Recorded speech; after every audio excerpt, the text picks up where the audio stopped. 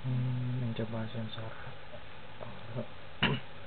MPX 5700 sensor tekanan. Sini saya menggunakan suntikan untuk memberikan tekanan udara kepada sensor ini. Baik, di sini display LCD menampilkan tekanan dan levelnya. Di sana saya berikan sebuah indikator LED untuk menguji sensor ini. Mari kita coba.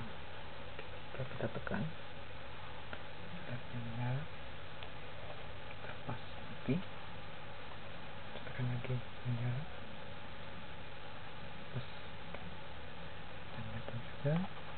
Tekan tekanan. Ya, ini bisa dicoba dengan menggunakan ADC.